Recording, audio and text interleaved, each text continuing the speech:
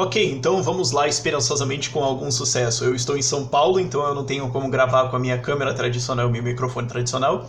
Então vai aqui um vídeo resposta gravado do meu celular num hotel sobre a resposta do Nando Moura, da minha resposta do vídeo dele sobre Bitcoin, que ele não é necessariamente ele respondendo, mas ele põe de volta o vídeo do cara que eu respondi. E incitou o debate de novo, então vamos lá. Como eu não sei quanto tempo eu tenho para gravar aqui, eu vou ser um pouquinho rápido e não tem cortes, então vamos do jeito que dá. Primeira coisa, respondendo os argumentos que o Nando Moura coloca, primeiro ele faz uma pergunta sobre lastro, e aí você vê que já tem... Peraí, a discussão de lastro só faz sentido se você tem alguma moeda impressa, alguma moeda que pode ser impressa, eu não sei português porque eu sou burro, infinitamente, que é um papel, e você precisa de alguma coisa para conter isso, que é um lastro, por isso que existe lastro ouro em moeda de papel. Agora, como o Bitcoin tem por código duro, né, hard code, não tem como mudar, quer dizer, tem, mas você tem que convencer todos os mineradores a mudar, isso é extremamente difícil. Mas como você tem uma trava de 21 milhões de moedas, você não precisa ter lastro para isso, porque ela é escassa nela mesma. Então, a pergunta de se o Bitcoin tem lastro ou não faz sentido, na verdade.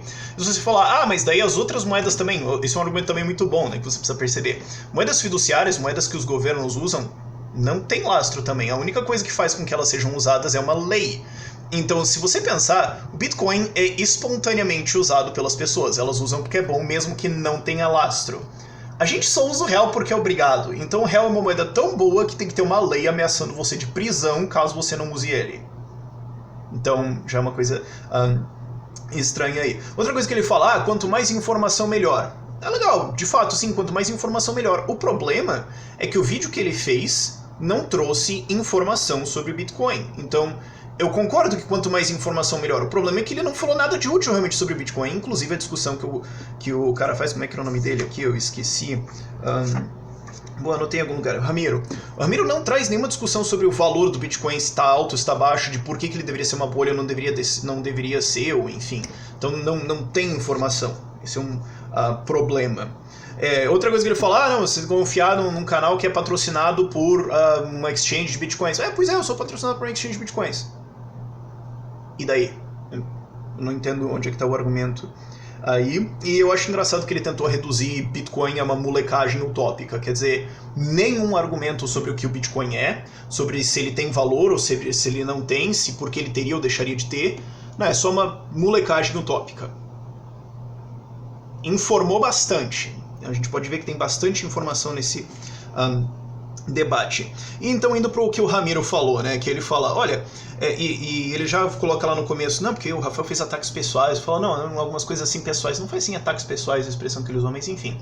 Não usando coisas pessoais como omissão e irresponsabilidade. Como eu vou falar mais para frente, não é um ataque pessoal. Eu estou falando que, como um investidor, como um gestor de investimentos que ele se coloca, é irresponsável você falar contra alguma coisa sem ter amplo conhecimento sobre isso e sem, no mínimo, promover esse debate onde você está falando. Porque se fosse um Zé qualquer na rua, eu ouço gente falando coisa errada pro Bitcoin para todo lado. Por aqui é um Zé qualquer. Agora, quando você chega e fala, eu sou um consultor de investimentos, eu sou um gestor de investimentos, eu ajudo pessoas a investir dinheiro, e o cara vai lá e fala contra alguma coisa, sem promover uma discussão sobre o valor e sem dar informação sobre isso, é irresponsável. Isso não é um ataque pessoal.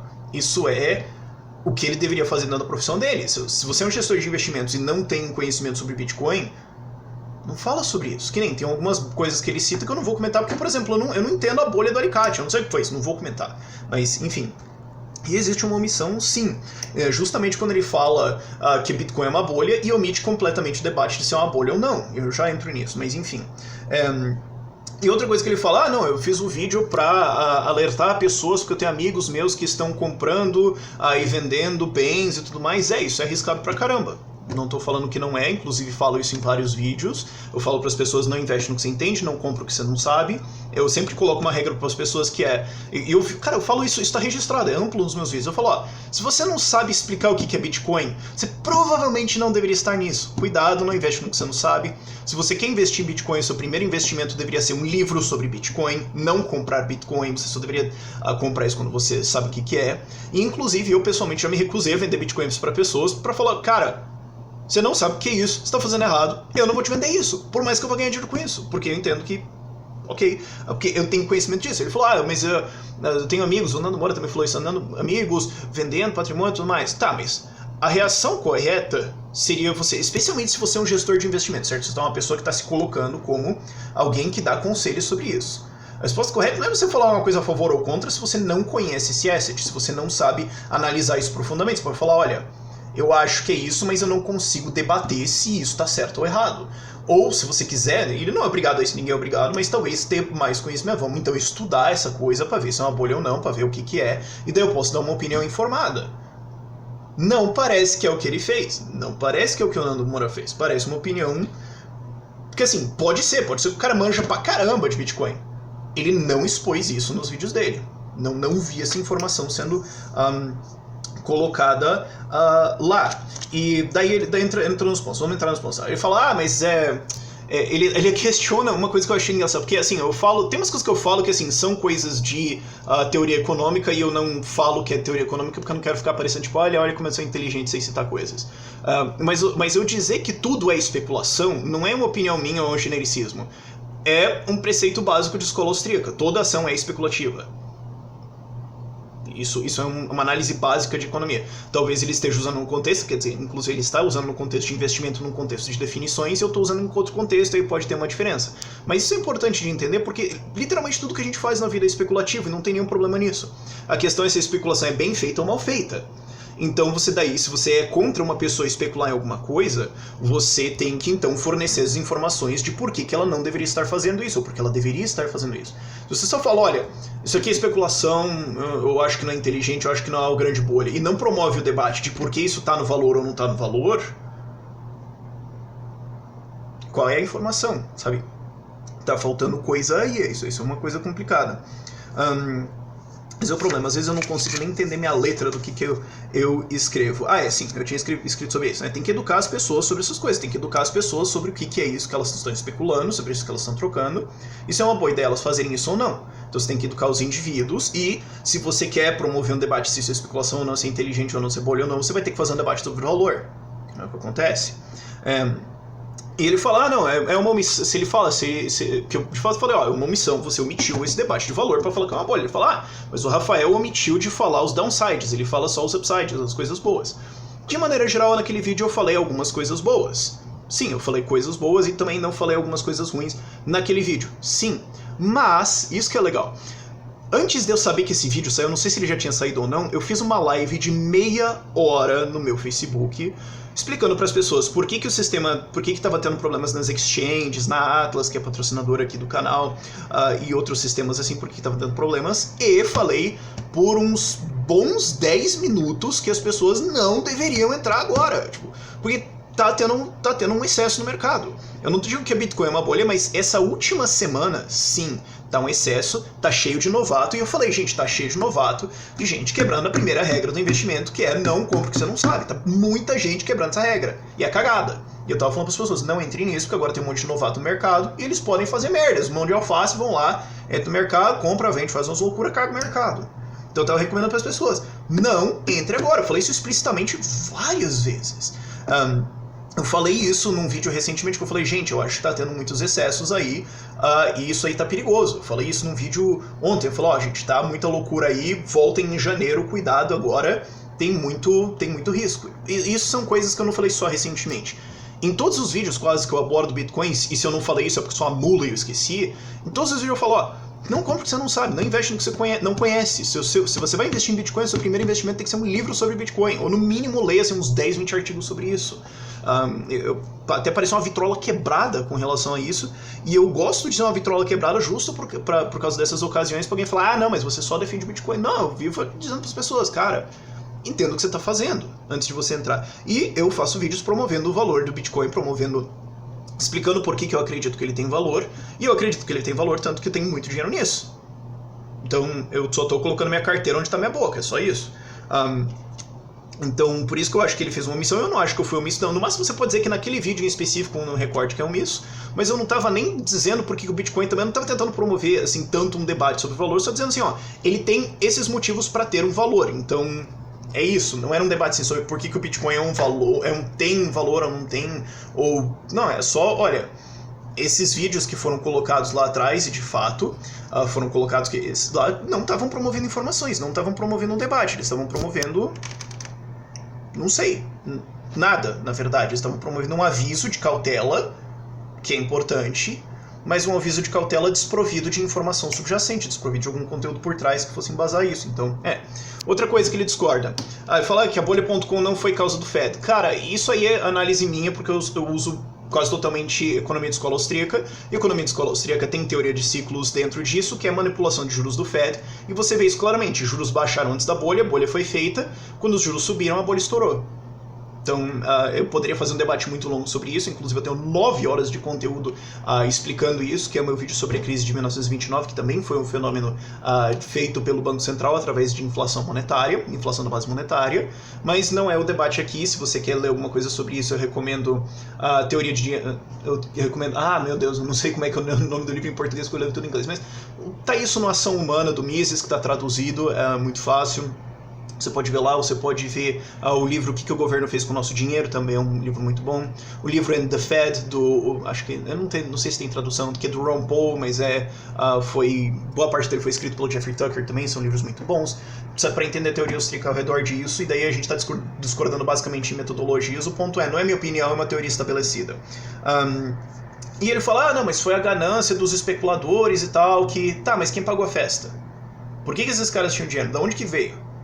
Veio de juros baixos promovidos pelo Banco Central. Essa que é a origem da bolha. Outra coisa que ele fala também sobre o negócio de... meu braço tá cansado. Sobre ele fala, o negócio de... mas eu falei que ninguém usa Bitcoin pra nada, mas não tava sendo literal. Mas tudo que ele falou foi que ninguém usa Bitcoin. Então... ele pode falar uma coisa e depois falar, não, é bem isso, tava falando uma alegoria. Tá. Ok? Aí pede, não, então cite dados sobre a movimentação venezuelana, Zimbábue, etc. Isso está aberto, isso você pode ir ver as bolsas e o quanto que elas movimentam, isso é bem claro, isso é bem aberto, você pode simplesmente checar o volume delas, oscila bastante, mas tem um volume lá. Você pode ver o crescimento desses volumes, você pode ver os volumes crescendo em vários países diferentes. Tem um site muito bom que eu vou colocar lá na descrição para você ver que tem todos esses dados. Tem isso em alguns dados sobre Venezuela, especialmente do Local Bitcoins, que é um site que permite que você troque bitcoins entre indivíduos peer-to-peer, né? E o problema de rastrear isso é que boa parte do trade é feito por fora, certo? Se você está na Venezuela, você não quer registrar para o governo, não registrar publicamente que você fez um comércio de Bitcoin. Inclusive, exchanges de Bitcoins lá foram desligadas porque, olha só, o governo estava prendendo as pessoas e torturando algumas delas. Então, isso está sendo feito por baixo. Então, tem como você ter estatísticas? Nesse caso, estatísticas precisas é muito difícil. E boa parte do volume está vindo agora da Coreia do Sul. Sim, que é de maneira geral especulação chinesa. E especulação chinesa, não dizendo no sentido ruim, mas simplesmente na teoria de que alguma coisa pode acontecer. E isso pode ser gente querendo fugir de uma possível crise chinesa. E a China vem desacelerando muito. Inclusive, hoje saiu um dado, tá no Zero Hedge, uma matéria, de que o Fundo Monetário Internacional fez um teste de estresse em 33 bancos da China, se eu não me engano, e 27 falharam. Ou seja, numa crise eles faliriam. Então, e nessas últimas semanas, especialmente nos últimos dias, vários dados ruins saíram na economia chinesa. Inclusive, eu fiz um vídeo sobre essa autora gigantesca, eu coloquei uma tese que eu falei, olha, eu não sei se ela é uma tese muito forte, mas é uma tese que eu acho perfeitamente razoável, de que isso é gente tentando se proteger de uma bolha chinesa. Você pode ver esse fenômeno do Bitcoin subindo, quando a Grécia estourou lá em 2015, o Bitcoin saiu de 200 e pouquinho para 300,5 dólares. Eu não lembro exatamente os números precisamente, mas foi um fenômeno puxado de maneira geral pelos gregos, procurando essa moeda. Mas voltando ao negócio da Coreia do Sul e dos chineses, a gente não tem como saber exatamente qual parte daquele volume é gente querendo comprar para se proteger de alguma coisa e quanta gente querendo só ganhar dinheiro em cima. O ponto é exatamente o que eu falei no vídeo anterior. Ele não pode falar, o Ramiro não pode falar que isso é só usado para especulação porque não tem esses dados, porque esses dados não existem. Eu falo isso lá no meu vídeo lá atrás. Esses dados não existem, não tem como você calcular isso, qual é a porcentagem. Você não tem como saber a intenção de alguém quando ele compra Bitcoin, o que ele quer fazer com isso, o que ele quer fazer com reserva de valor. O que você pode fazer é ver quantas Bitcoins estão paradas, que não estão sendo usadas, que estão sendo usadas como reserva de valor, como uma especulação futura longa, como uma proteção contra falências de bancos, contra ciclos econômicos e tudo mais, e você vai ver que eu não vou dizer uma enorme maioria, mas mais do que a maioria das Bitcoins, mais que 50% está parada. Então, a gente está esperando. Não é trade ativo, não é coisas louconas, é gente que está segurando reserva de valor. Pode ser uma especulação extremamente longa? Eu estou incluído nessas pessoas, uma posição extremamente longa, mas ainda assim é uma posição de reserva de valor. Muitas pessoas, eu incluído, têm bitcoins não porque eles querem vender isso um dia, mas porque como uma segurança contra possíveis problemas do sistema financeiro, que existem, e isso está muito bem colocado também no livro, como eu já citei antes, repito, o livro O que o Governo Fez com o Nosso Dinheiro, do Murray Rothbard, What the Government Has Done to Our Money, se eu não me engano.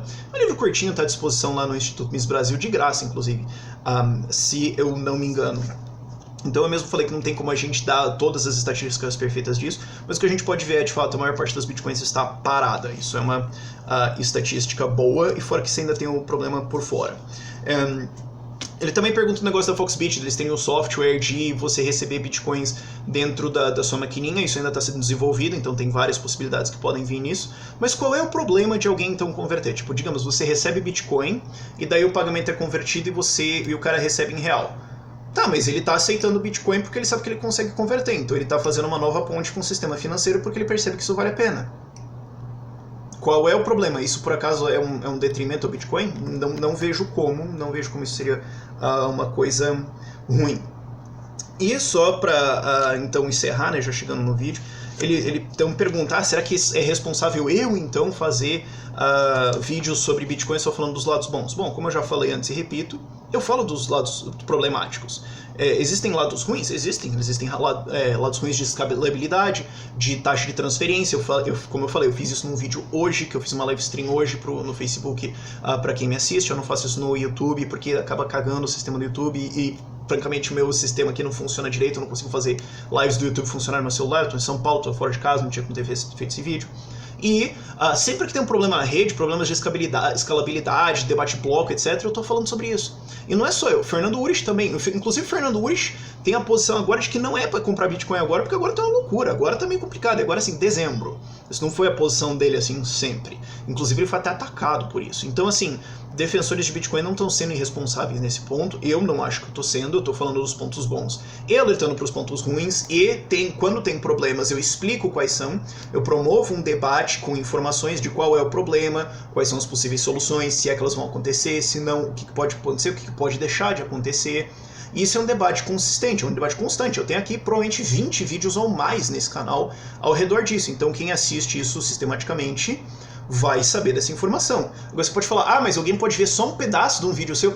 Mas se o cara resolve investir dinheiro baseado num pedaço de um vídeo, a culpa é minha. Se o cara acha que é o suficiente que ele vê 3 minutos de um vídeo perdido no YouTube, ele vai botar dinheiro dele nisso, então não é irresponsabilidade minha, eu promovi o debate, só que o cara não viu. Aí eu não tenho como ser responsabilizado por isso, então eu não acho que é irresponsável. Eu promovo esse debate sim, muito alongadamente ao longo desse canal, cito várias fontes, recomendo várias leituras, e recomendo que as pessoas se instruam antes de tomar uma decisão de investimento. Não saia falando que é uma bolha sem promover uma discussão de qual é o valor correto, qual é o valor errado e por que ele está errado, que é o que está sendo feito ali.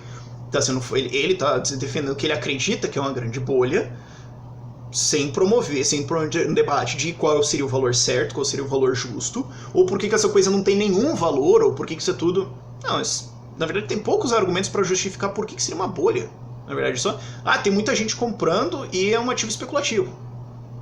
Tem poucos argumentos dele muito além disso, de falar por que isso não vai funcionar, ou por que as pessoas acham que isso vai ter valor e está errado.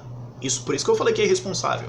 Eu estou promovendo esse debate. Não vi ele fazendo isso. E só para encerrar, ele cita algumas bolhas. Tem algumas bolhas ali que ele fala que aconteceram. Eu achei legal que ele tirou também a bolha das tulipas que ele colocou no argumento anterior. Eu ainda vou fazer esse vídeo. Era para eu ter feito esse vídeo essa semana, mas deu problema aqui. E eu tive que viajar, então acabou usando minha agenda.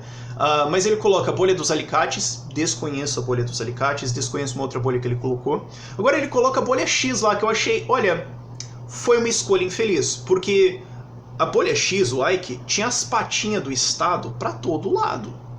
Procura as fotos do Ike Batista, você vai ver ele abraçado com o Lula, abraçado com a Dilma, abraçado com o Sérgio Cabral. Ike Batista abraçado com o Sérgio Cabral. Muitos fundos de pensão estatais foram lá e compraram ações dele, explodiram agora.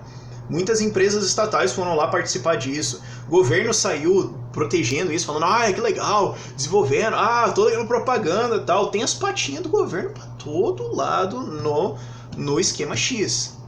E agora a gente sabe que também tinha corrupção no meio. Então, não é uma bolha de fenômeno de mercado. Mas, enfim, eu acho que é só isso. Acabou? Sim. Eu acho que isso resolve as coisas que ele respondeu lá e acho que tá esclarecido. Já ficou um vídeo longo, mas bom, é uma discussão longa, é uma discussão boa.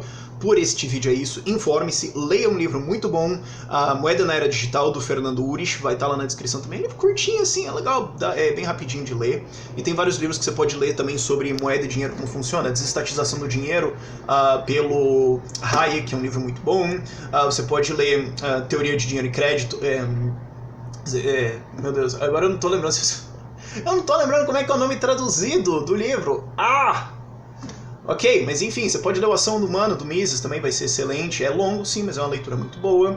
E vamos deixar as citações por aí. Mas enfim, por este vídeo é isso. Tchau, tchau. E acabou.